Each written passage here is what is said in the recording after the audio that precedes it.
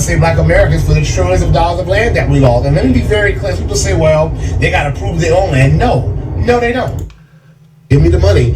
And then what they would do, usually these were wealthy white people, they would then go to the probate judge, who usually was a white person, who was anti-black, and they would say, well, you bought their share, pay the rest off. And of course, the land could be worth hundreds of thousands of dollars. They would probably get $5, $10, if that.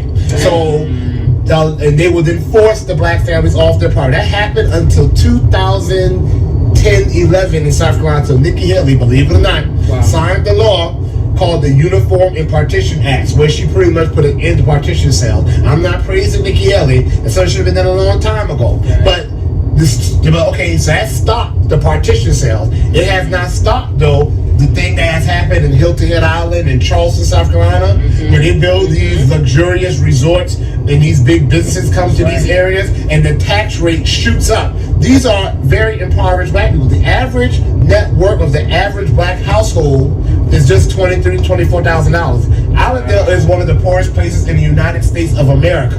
So you know the average net worth of the average black household is far lower here. I don't know what is the amount, but I know it's far lower. So what's happening, good people? How we doing, man? This is your man Anthony L. Kelly back again with another video.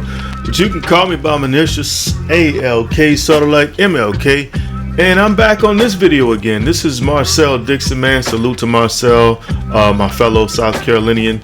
And he's talking about land possession. He's talking about the 40 acres and a mule that was promised to black people after they were freed, so-called air quotes freed, that were promised to us, but we never got. Well, I'm here to tell you guys that, hey, we need to get back on that. We need to really focus on land, black people. I'm getting close to the microphone right now. Land. I don't care if you're in the city right now. I don't care if you're in an apartment, high-rise building it somewhere in New York City, the Polo Grounds, or wherever you may be, or in the project somewhere in Watts, Crenshaw, wherever you may be right now. Downtown Charleston, the Charleston Heights, wherever you may be right now. On a dirt road somewhere in the hood, way on the dead end dirt road, nothing but family around, but all the family is in heirs property. You need to realize, and I'll get to another part of this video here in a second where I'm showing you some things. You need to realize that land for black people is very important. Not only land, but ownership, businesses, that type of stuff. That's the mind frame that we need to get in. And I'm talking to black people, but I'm talking to everybody really, because when I say ownership, small businesses, I'm talking about everybody, But I'm talking mostly to black people because we're still at the bottom, y'all. We're doing better, but we're still at the bottom. Anyways, let's move forward here. Y'all hit that light coming through the door. Let's get back into this. Well, the tax rate goes up even, I don't know, about hundreds of dollars. The people here can't afford that, and therefore they're thrown out on the streets. So heirs property needs to be brought to an end. It needs to be handled fairly. My plan calls for the federal government to have a fund where, through the Bureau of Land Management, they will fine the family members, help clear a deed, and then compensate us for land that has been stolen, okay? But also help the family members clear the deed and yet give them the full equity of the property, even if they just have a share of it.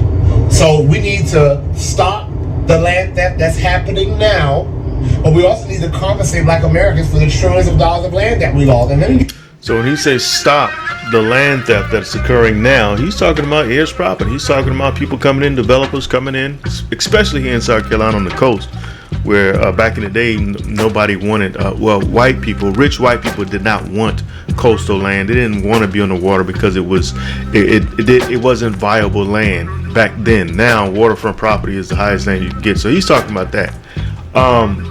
Now I'm getting this video, and I started this video around I think I was around the 8-minute mark. I'm getting this from Unapologetic Nomads. Unapologetic Nomads. If you look down here at the bottom of your screen, the bottom left side of your screen, go here if you want to watch the rest of this video. These guys make excellent videos. But I'm gonna play the rest of this, and I'm gonna go to another one here, and then I got to take you to a bonus video in a second. very clear. People say, well, they got to prove their own land. No, they don't. And here's why. The truth of the matter is we were all under chattel slavery. Those of us who are freedmen of foundational black Americans, okay? We were all under black codes and Jim Crow. So either we had land and had it stolen, like millions of us did, or we were robbed of the opportunity to get land and to own land. So therefore, we are owed. Getting gun down. Look, it's a bullet hole through the side almost. The higher the poverty rate, the higher the rate of violence. The higher the rate of divorce, the higher the rate of drug use. Right. People want to act like there's not a correlation. I gotta back that up. We're all under I gotta back that up. Listen to what he just said, man. chattel slavery. Getting gun down. Look, it's a bullet hole through the side almost. The higher All right, so listen to what he's saying right now. Listen. the poverty rate, the higher the rate of violence. The higher the poverty rate, the higher the rate of violence. Y'all heard that? The higher the rate of divorce, The higher the rate of divorce. the higher the rate of drug use. Right. The higher the rate of drug use. People want to act like there's not a correlation. And the longer people are in poverty, the higher those things are going to become. This is downtown Alabama. So I'm gonna go to another video, but I'll just quote the late Dr. Martin Luther King Jr. when he said, "Poverty breeds ignorance." I gotta say that again. Poverty breeds ignorance. Now, growing up the way I did, very humble beginnings. You know, it would be an understatement to say that we were poor. Yeah, I can totally understand that point. Let's go to part 2 of this video, and I'm not going to play the whole thing, but let's go to part 2, and then I still got a bonus video, so y'all hold tight. And if you don't stick around, if you don't want to watch the next part of this video, fast forward to the bonus part. I'll just say that because you're going to miss something if you don't see what I'm about to show you. Y'all hold tight. Okay, this is part 2, I believe. Let's see what he's saying right here. All right, I have a commercial. Okay, I have a commercial.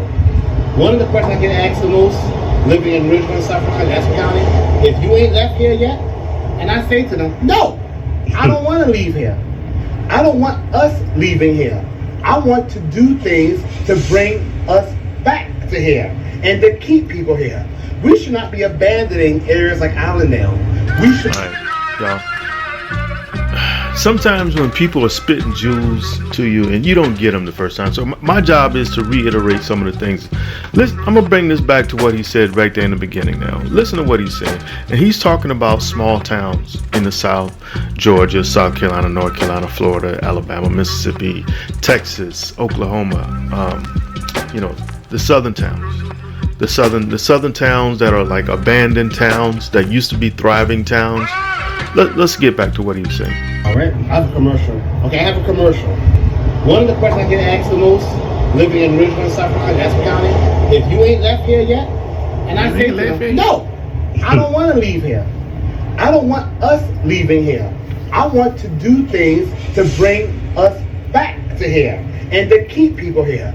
We should not be abandoning areas like Allendale. We should be working to build up areas like Allendale. Right. We can bring our black Wall Streets back. Areas like this, 70% black. So when I see areas like Allendale, I'm not saying, oh Lord, I gotta get out of here. I'm saying, what can I do to get our people to come back here and to stay here? The resources at the federal level and the state level. So I'm not interested, to my black people, if you are looking to come back south, like most of us are, 61% of us are already back in the South, and a lot of black Americans have roots in South Carolina, especially those in New York City and Philadelphia. Right. Come back to communities like Allendale and help us build it up. Right. Come back to communities like Richmond, South Carolina, my hometown, Hampton, Orangeburg. Right. We should not be giving up these towns and abandoning them.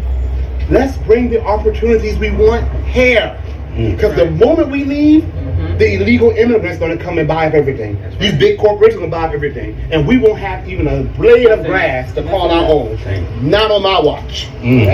Okay, I'm going to leave it here. Like I said before, if you want to watch the entire thing, go to Unapologetic Nomads. Unapologetic Nomads. I got to circle this one more time so you guys see it again. This is the page. I have 107,000. Now I'm going to take you to a bonus. And let me give you a pretext. Let me give you some pretext here on the video I'm about to take you to. So I have been studying and researching and just gardening. If you don't know by now, I write, I garden, I make videos. That's my I won't say hobbies. That's what I like to do. I like to garden. I like to make videos, and I like to write. I haven't been writing for a while, but I have 4 books published right now. 5 books actually published. 1 poetry book, 4 novels. So what this next video is going to show you is one of several things I'm doing as far as having your own land. Black people, having your own land is very important. I hate to sound like I'm preaching to you, but you got to put down the phone, get off Facebook, hell, get off YouTube sometime. I know I got to make these videos, but I'm trying to help. But put down the phone and really think about your future, the future of your kids, the future of your grandkids and all that stuff. If you don't have land or any type of a home, I don't have land. I don't really have land. I have a house and I live in a subdivision. So I still got to get my own land. But anyways, long story short, the video I'm going to show you right now is just one of several ways that you can start making money off of your own land. So y'all hold tight, sit back, relax, hit that like. I'll be back in a second.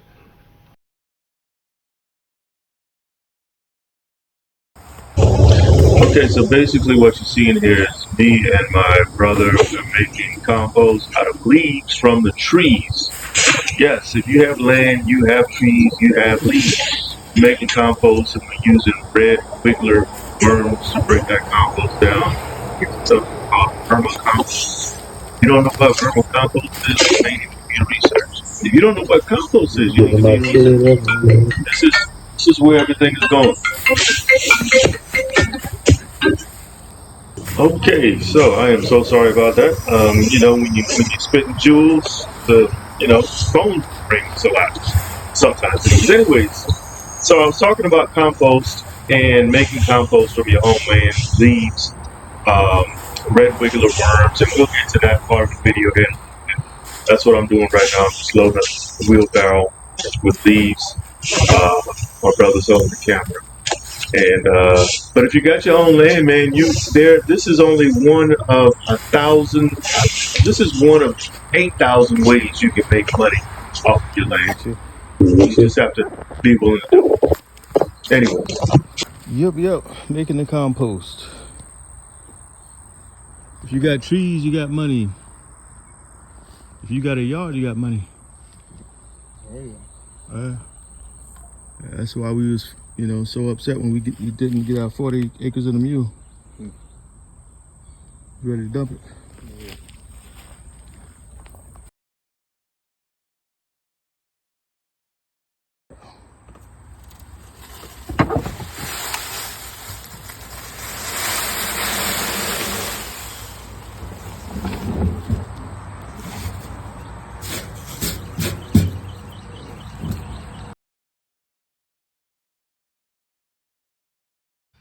Well, just got finished with this. This is my compost bin.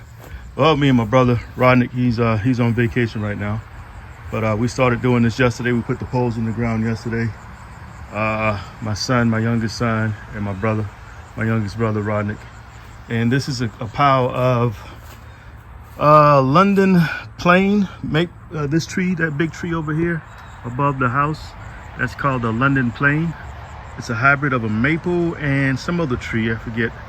But that's a combination of those leaves. Whoa. As soon as I said that, a branch just fell off this oak tree right here. This oak tree is trying to talk to me, y'all. And oak leaves. And it almost hit me. All right, now, watch out.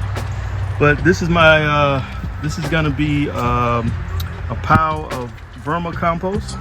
In about maybe 6 months, I'm hoping. Those bins right there, I had these bins on my back patio and my wife said they gotta go. So, and my brother's dog is loose and I can't, he won't come to me. Hey, Red! Red! He's not even paying attention to me. Red! That's Red Boy Jocko, pit bull that's loose there. Anyways, That's it. This is the land I grew up on, by the way. This is the yard that I grew up in right here. It's my truck. But yeah, so in about 6 months, I'm hoping we'll have a pile of vermicompost. At that time, I'll fill this side up with leaves and cardboard and coffee grounds and food scraps and all that stuff. But right now, and when this pile turns into compost, the worms will be hungry at that time, so then we'll fill this up and they'll move over automatically. This whole process is going to take about a year, or maybe about a year, I would say. Anyways, y'all be blessed. This is Anthony L. Kelly. Till next time, I'm out.